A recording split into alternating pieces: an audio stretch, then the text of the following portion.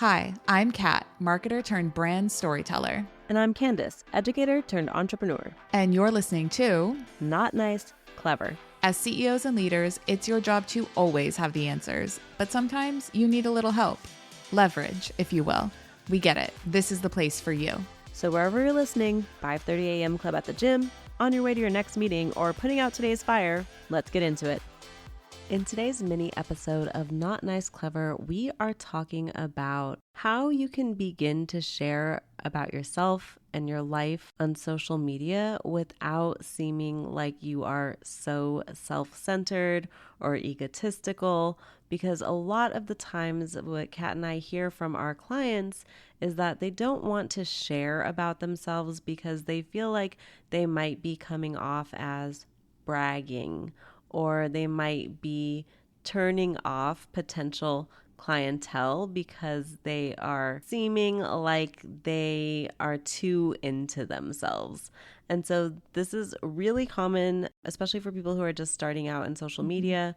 They don't want to come off in a negative light. And so let's talk a little bit about how to show up as your authentic self and kind of avoid that awkwardness that sometimes comes with it. Yeah. And I'm glad that we're answering this because this is something that comes up for our clients that we work with who are starting out, who are super established in business. Like this fear or this kind of like mindset roadblock is agnostic of how much money you have in the bank account or the caliber of clientele you deal with, right? It's just a human thing that pops up in our business. So I see it as always going back to what is your intention for sharing content online.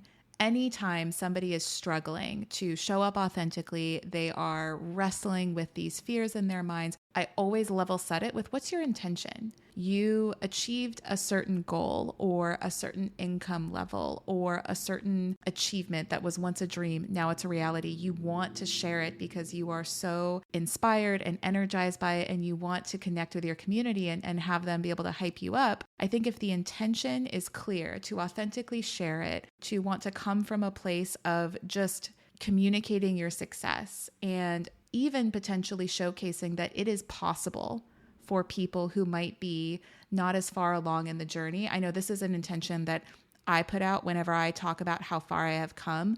I'm very clear about where I started and how recent it was that I was not in the situation that I'm in today, but I want to show that it's possible. Showing what's possible. If you show up and you keep promises to yourself and you commit, that's been my intention, but behind putting out content like that. So I think the intention, if you have clear intentions and you're going about it in a very open, vulnerable, transparent way, it's hard to be seen as egotistical or self-centered. What do you think, Candice?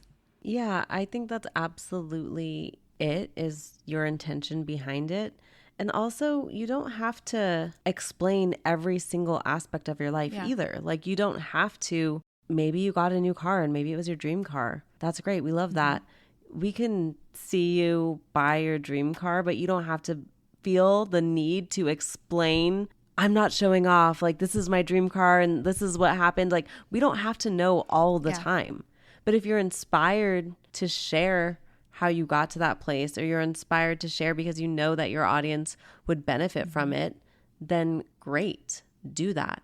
I just don't want people to fall into a trap where they feel like they have to explain their success, because I don't think that that's a healthy place to be either. So that's kind of the maybe like sticky spot, is really kind of thinking about your brand. Does it make sense for me with my audience to talk about the backstory on this, or does it not? Because this has nothing to do with my audience at all, right? Like, maybe, like, I remember earlier you wanted to talk about this because one of your potential clients was talking to you about sharing their private jet, and they felt a little bit weird about that, right? But you can share it or you can not share it.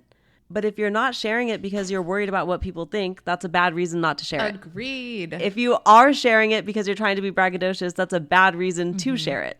So it's really thinking about, what is your intention, just like you started the episode off with. And there's no cut and dry, black and white answer to this. But if you want to share your life, share your life. Yeah. And this is calling to mind, like, as I was listening to you talk just now, a former mini episode, or even I think it might have been a full episode that we had filmed about being on brand versus off brand. And I know my go-to was kind of like, again, we talked about what's the intention behind the post for this in the context of this question, but additionally also for your brand and your values as a human being in business. What do you value? And my values are freedom, empathy, curiosity, and leadership. And so me sharing my successes to date as compared to past versions of myself, that is me wanting to embody my value of leadership, leading by example. I don't ask anybody to do something that I myself have not done and seen success. And so because it was aligned with my values, I had a clear intention. I had absolutely no problem sharing it. So I think those are another, like, that's another guardrail that you can put in place, or like a litmus test for yourself. This is making me think of Chelsea Pite. Yes, we love do. her. And she talks all about context, because context is everything.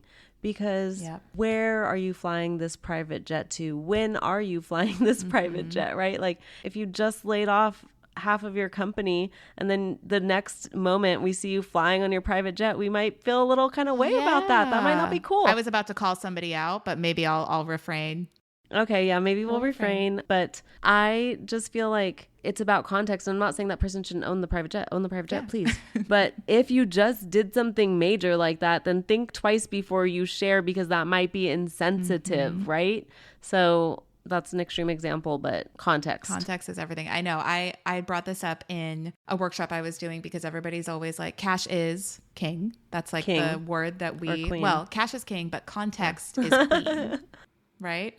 Okay. And I'm sorry, the queen, actually, I'm not sorry. The queen on the chessboard controls everything. She's the one that protects the king. So I'm like, context is queen. Yeah. The context is safeguarding and protecting and ensuring that you will have cash to spend and enjoy your life however you want. Thanks for listening to today's episode of Not Nice Clever. If you have a question you'd like us to answer on a mini episode in the future, you can always DM us at Not Nice Clever and we'll record your answer.